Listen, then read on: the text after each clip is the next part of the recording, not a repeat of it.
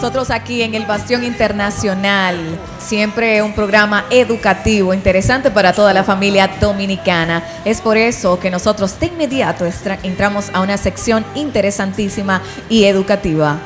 Entramos a la sección de salud.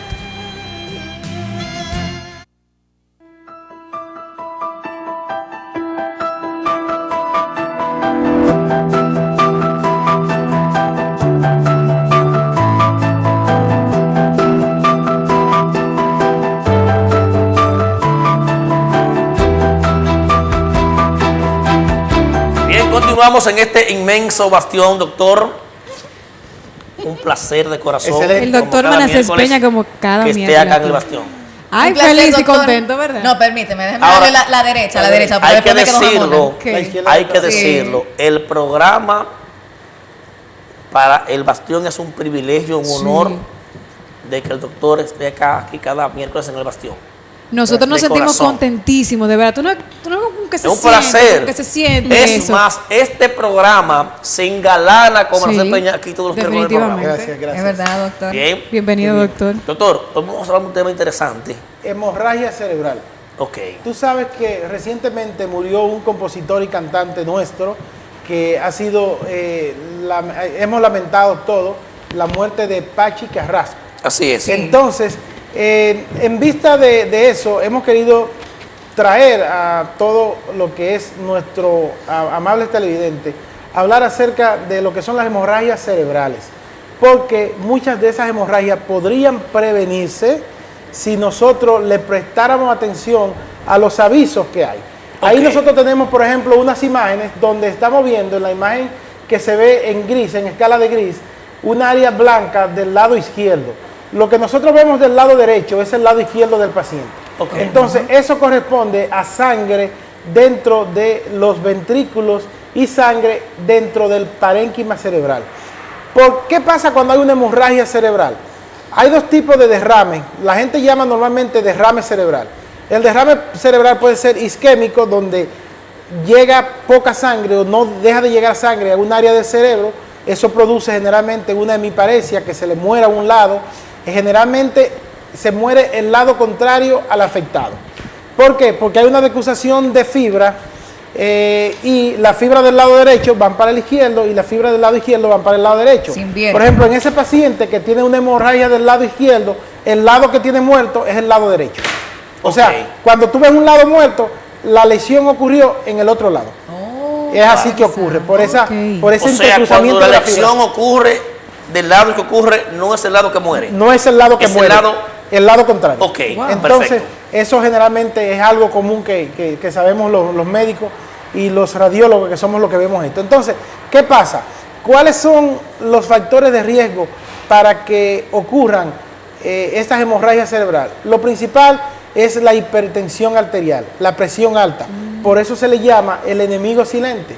Es probable que tú tengas un problema de presión. Ahí estamos viendo lo que es un cerebro con los vasos sanguíneos, que son los que en un momento dado se pueden romper y pueden hacer que esa salida de sangre hacia el parénquima, hacia el cerebro, propiamente dicho. Entonces, la hipertensión arterial, la presión alta. Hay mucha gente que no sabe que sufre de la presión y el cuerpo le avisa con unos dolorcitos de cabeza. La gente que sufre siempre de dolores de cabeza tienen que investigar. Hay mucha gente que se limitan a tomar un medicamento tal, una aspirina, y entonces no van y prestan atención por qué le duele la cabeza. Entonces, si le duele la cabeza constantemente, hay que medirse la presión y ver cómo está, porque la presión alta es la causa del 70% de todas las hemorragias cerebrales que ocurren. Otro aviso que pueden dar son los dolores de cabeza cuando usted hace un esfuerzo. Si usted está levantando una caja y ante ese esfuerzo le duele la cabeza, si usted está haciendo el amor y después que termina de hacer el amor le duele la cabeza, si usted hace la maniobra de Valsalva, por ejemplo, las personas que sufren de estreñimiento, si después de pujar, cuando pujan le duele la cabeza, eso puede ser indicio de que hay una malformación arteriovenosa, que hay un vaso sanguíneo que está aberrante, que tiene un abombamiento o que tiene un acodamiento a nivel cerebral, y eso puede ser un riesgo de que en cualquier momento se pueda romper y pueda darle una hemorragia cerebral. ¿Cómo nosotros podemos definir esa foto que nosotros vemos ahí en pantalla con esas lucecitas rojas ahí? Bien, ahí lo que estamos viendo es lo que es parte del cerebelo.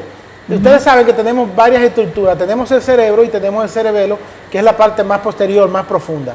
Entonces, dependiendo de donde sean las hemorragias, mientras más profunda y más cerca al tallo cerebral estén, el riesgo de muerte puede llevar hasta un 65%. O sea que 65 de cada 100 personas pueden morir.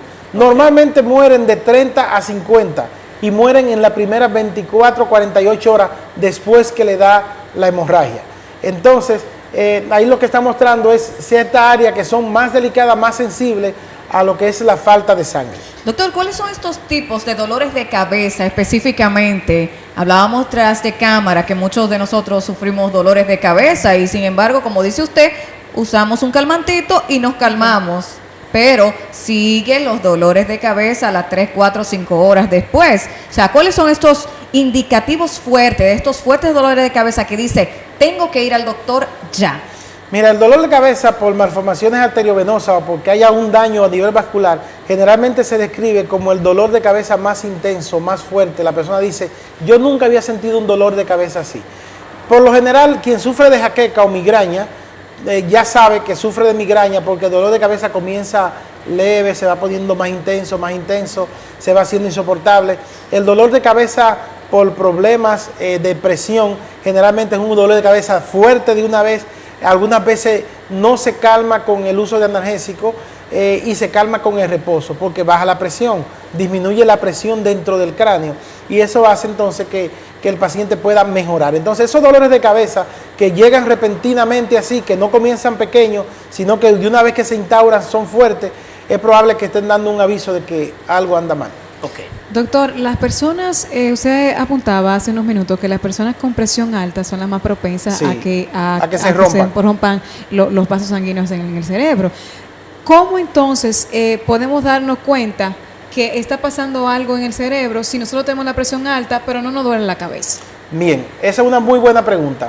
Cuando hay síntomas de dolor de cabeza es porque ya hay manifestaciones y el cuerpo está avisando de que no puede aguantar esa presión. Los vasos grandes, entiéndase, las venas grandes, las arterias grandes, soportan presión porque son vasos de gran calibre, son bien fuertes. Pero los pequeños no aguantan mucha presión. Eso es como la llave de la casa, cuando nosotros tenemos llave de la casa. Las tuberías fuertes, que son las que nutren los tubos de media, que son las que llevan el agua a nuestros hogares, generalmente aguantan. Pero los tubos de media en nuestros hogares, cuando aumentan la presión en la compañía que nos sirve el agua, rompen. Entonces, ¿por qué? Porque esos vasos pequeños no aguantan esa presión por la que va el agua. Eso mismo ocurre cuando hay un aumento de la presión. Los vasos grandes soportan, los vasos pequeños comienzan a romperse. Algunas veces ese sangrado es ínfimo, es pequeño, cede espontáneamente, pero cuando es un vaso de mayor calibre y hay algunos factores de riesgo, como el hecho, por ejemplo, de tomar aspirina, entonces eso hace que el vaso dure más tiempo, que la venita que se rompió, la arteria que se rompió, dure más tiempo sangrando y entonces ya esa sangre cuando sale al parénquima cerebral comienza a dar síntomas que generalmente son los que nosotros llamamos síntomas neurológicos. Doctor, usted decía ahorita avisos que son importantes, por ejemplo. A una persona que no le duele mucho constantemente la cabeza y le duele hoy, mañana, es obligatoriamente que hay que ir a un médico. Debe ir a un médico, hay que chequearle la presión Okay. y hay que hacerle un estudio que se llama angiotomografía.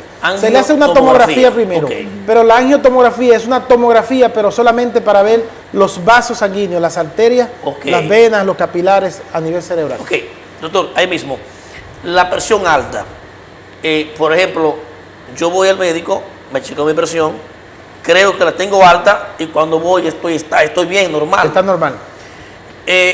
Porque muchas veces uno como que siente algunos mareos y como que está hostigado y dice, bueno, déjame checarme la presión a ver cómo está.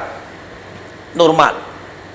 La presión alta es, como usted dijo ahorita, doctor, es la silente, que te puede matar y tú sin saber nada. Sí. Lo que pasó con Pachi Carrasco, vamos ese caso a mencionarlo y que nos gustan los familiares en este momento. ¿Qué pasó con él? Él aparentemente, no tengo el dato si él sufría de presión alta, de diabetes, no sé tampoco, no sé el dato. él estaba normal. Tenía fiesta, eso fue el lunes, me parece, o domingo a la noche.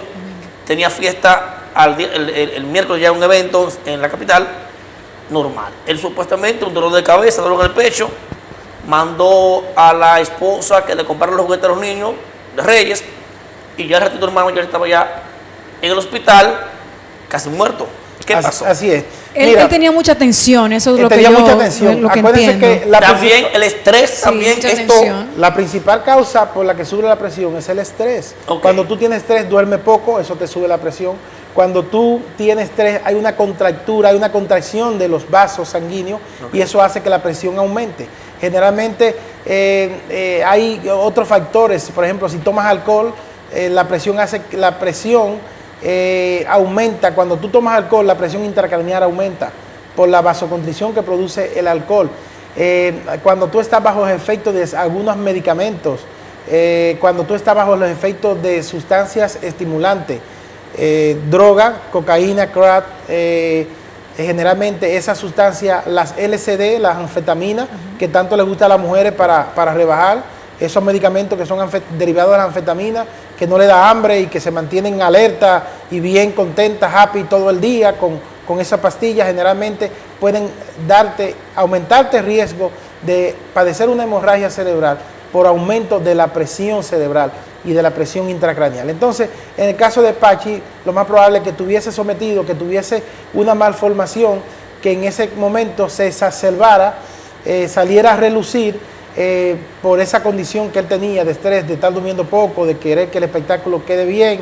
Generalmente hay un estrés que sufren cada artista cada vez que tienen espectáculos de envergadura, y por lo general eso puede desencadenar a que suba la presión y que cualquier daño que tenga y que no lo sepa, entonces pueda detone ahí. Okay. Doctor, ¿qué papel juega la aspirina en todo esto? Porque siempre que nos duele la cabeza, utilizamos diferentes medicamentos, pero esencialmente hay alguien que siempre te recomienda: usa la aspirina. Para eso, aspirina. ¿Cuál es el papel que juega la aspirina que otro medicamento más famoso, quizás, que ha trascendido más a nivel mundial? No, la gente te dice, no, es aspirina. ¿Por qué la aspirina? ¿Cuál es el valor? La aspirina lo que hace en el cuerpo es que mantiene, es un antiagregante plaquetario, mantiene la sangre bien fluida, bien líquida. Por eso la aspirina nos protege a nosotros de los infartos. Cuando se tapa una de las arterias y no está llegando, y está llegando poca sangre porque hay coágulos, la aspirina tiene como un efecto como para desbaratar ese coágulo y entonces ayudarte para eso en el corazón. A nivel cerebral, la aspirina y el uso de otros antiagregantes plaquetarios como son la ticlopidina, que tiene diferentes nombres comerciales, generalmente es un factor de riesgo. Óigame cómo es el asunto. La aspirina no protege en el corazón, pero es un factor de riesgo. Para la persona que utilicen así, sí, porque la sangre está bien fluida, entonces circula con mayor facilidad. Cuando hay cualquier aumento de presión, como está fluyendo con mayor... Se llena más rápido. Se llena más rápido, explota y el paciente dura más tiempo sangrando. Por eso cuando te vas a someter a una cirugía, si estás tomando aspirina, debes suspender la aspirina o el fármaco antiagregante que estés tomando, anticoagulante, por lo menos 72, 42, 8 horas antes, para que no sangres mucho durante la cirugía. Porque si no va a sangrar mucho. Si te va a hacer un cateterismo, hay que suspender la aspirina porque te van a entrar un catéter por una de las venas, en este caso la femoral, y eso podría predisponerte a que tú sangres demasiado o que el vaso se rompa. Por eso hay que suspender la aspirina. Entonces la aspirina, en ese caso, para los hemorragias cerebrales, no ayuda, sino que desayuda. El hecho de usar aspirina diario. Doctor, ¿qué contiene la aspirina? La aspirina contiene ácido acetil salicílico, que es un antiagregante plaquetario. Entonces, es muy bueno para la circulación. La gente que tiene trastorno de circulación es excelente. Nosotros lo recomendamos a partir, los hombres debieran tomar aspirina después de los 55 años. Esa es otra cosa. Personas, doctor, y las mujeres después de los 60. Diario, antes de dormir o en la mañana. Es bueno que se la tomen siempre al mediodía. ¿Y por qué? Porque la aspirina es muy gastrolesivo, o sea, irrita mucho el estómago. Si tú ves el ácido acetil salicílico, te quema. La pomada que tienen aspirina, tú te la pones en la piel y te quema la piel. Por eso cuando jóvenes uno utilizaba algo parecido para los barros, para la cepillera. Yo tengo, doctor, una confusión, y escúchame, tú vienes ahora con tu pregunta. usted dijo, doctor, que hay que tener mucho cuidado con las personas que toman aspirina porque, ok, le hace bien al corazón, pero también le hace mal al cerebro. Sí, así es. Las personas que toman una aspirina diario, ¿qué pasa con esa persona? Le protege con el corazón, pero tienen que darse cuenta, tienen que hacerse unos análisis que se llaman TP y TPT, y ahí una vez ver el INR para ver cómo está el grado de licuefacción de su sangre, qué tan licuada está su sangre. Porque si esas pruebas están alteradas, los riesgos de sangrado pueden ser espontáneos. Entonces hay que disminuir eso. O sea, es bueno tomarse su aspirina, sobre todo si usted pasa de los 50 años y 60 si es mujer, pero usted tiene que hacerse de manera constante esas pruebas para usted saber qué factores de riesgo de sangrado tiene. Perfecto. Doctor, hablando de sangrados y esas cosas, cuando sucede la hemorragia cerebral, esa sangre se queda ahí y no baja por la nariz, por el oído, no sale, se queda siempre ahí. No, esa sangre lo que podría pasar es, si no ocurrió dentro del ventrículo, porque donde se produce el líquido cefalorraquídeo, que es donde se produce en los plexos coroideos, algunas veces es lo primero que se rompe.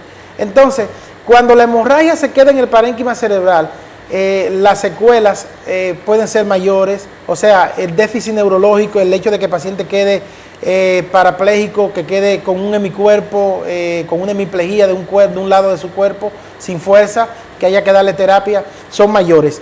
Cuando la hemorragia drena hacia los ventrículos, que es por donde circula el líquido cefalorraquídeo, el líquido que baña el cerebro, entonces generalmente la recuperación es mayor y el paciente ya en 1 o 2 semanas tiene toda su fuerza y está como si no estuviese nada. Doctor, en ese mismo tenor, finalmente, ¿podría fallecer inmediatamente o hay un tiempo estimado que la persona pueda salir rápidamente con su pariente a la clínica, al hospital más cercano, que haya un tiempecito que se le pueda dar una asistencia? Bien, claro. Si nosotros tenemos, ya casi todas las provincias tienen tomografía. El estudio de la hemorragia cerebral se puede dar cuenta por tomografía. Antes la persona pensaba que si le daba un derrame era isquémico y lo primero que hacían era que le daban una aspirina. Ya no se puede hacer eso. Hasta que tú no sepas si es isquémico o hemorrágico, no puede dar la aspirina. Porque si es hemorrágico y le da aspirina, va a sangrar más. Entonces, lo que hay es que llevarlo rápidamente al médico, hacerle una tomografía, no perder tiempo haciéndole placa, porque eso no se ve en radiografía, hacerle una tomografía computarizada y entonces ver si hay daños a nivel y si hubo hemorragia. Si es hemorrágico, en la tomografía a los 5 minutos se va a ver de haber ocurrido el evento. Y da tiempo de que se le haga la tomografía y que el paciente pueda sobrevivir. Claro, entonces ahí de una vez tú valoras si hay que intubar el paciente, si el paciente está con la presión alta hay que bajarle la presión a fin de que no siga sangrando, porque si se mantiene la presión alta, los vasos se van a seguir rompiendo, ya se rompió uno, entonces eso va a ayudar. ¿Puede una persona que le ocurra una hemorragia cerebral, o sea, esto rebasarlo? Sí. Y no morir de eso nunca. Dependiendo del área donde esté. Decíamos ahorita que 30-50% de los pacientes que le dan eso mueren en las primeras 48 horas. Eso es cuando es a nivel de los ventrículos y el parénquima. Cuando es a nivel del tallo cerebral o a nivel del cerebelo, pueden fallecer hasta un 70% de los pacientes. 70 de cada 100 pueden morir en las primeras 48 horas. Ya por último, doctor, escúchame muchachos. ¿Qué debemos hacer las personas cuando vemos un caso de una hemorragia cerebral a un pariente que tenemos? ¿Qué tenemos que hacer? No somos médicos, pero ¿cuál es la acción que yo debo hacer, Tiaris o Joanna, para cuando estamos en ese problema ayudar? ¿Qué tenemos que hacer? Se puso malo, se mareó, se cayó. ¿Qué yo hago, doctor? Lo primero es acudir al centro más cercano. En el centro más cercano está el médico que tiene la capacidad para discernir rápidamente, ver lo que ha ocurrido. Si el paciente está inconsciente, rápidamente va a tomarle la presión. Si ve que la presión está alta, va a actuar inmediato tratando de bajar esa presión y entonces si no tiene los medios en el pueblo, en la provincia donde está, entonces ya previa medicación y previa canalización va a referir al paciente donde él piensa que pueda hacerse el estudio que pueda dar con el diagnóstico del paciente. Entonces ya ahí, pero ya se le ha dado los primeros auxilios y se le ha dado el soporte básico. Si necesita oxígeno, se le pondrá oxígeno a fin de que las células del cerebro se mantengan oxigenadas. Yo hice la pregunta y ya nos vamos, doctor. Colóqueme si posible la imagen que está ahí. donde hay un paramédico con un paciente en el pavimento. Entonces, lo que yo quiero saber, doctor, es si lo agarramos por dónde, por la cintura, o sea, para cargarlo. Mira, doctor, ahí tenemos un paciente. Si es secundario a un trauma y fue secundario a un trauma, hay que movilizarlo en esa misma posición, colocarle la camilla en esa misma posición. Si eso fue un trauma, si se cayó el paciente. Okay. Porque puede haber una hemorragia o una contusión hemorrágica secundaria al golpe, al trauma, o cuando generalmente cuando el cerebro se golpea con los huesos del cráneo, hay espacio como el espacio subdural, el espacio epidural, pueden romperse y pueden producir hemorragia. Entonces, si se dio golpe, hay que trasladarlo y hay que tratar de en esa misma posición para no hacer más daño. Okay. Si no se ha dado golpe, no tiene que ver el hecho de cómo lo movilicemos. Okay. Si no es secundario a golpe o a trauma. Perfecto. Doctor. Muy bien. Como siempre, más que agradecidos. Sí, porque el doctor siempre trae cosas interesantes y nos ayuda a conocer temas que por supuesto nos interesan a todos. Así es. ¿Dónde nosotros podemos localizar al doctor Por supuesto. Manassés? Sí, nosotros estamos en Cediclin, calle Cuba, esquina Las Carreras, 829-582-3535. Ya lo saben todos, claro que sí. Doctor, un honor. Excelente. De corazón. Aprendí muchísimo en Sí, el día de hoy. Bastante. Así es. Nosotros continuamos en Elevación Internacional.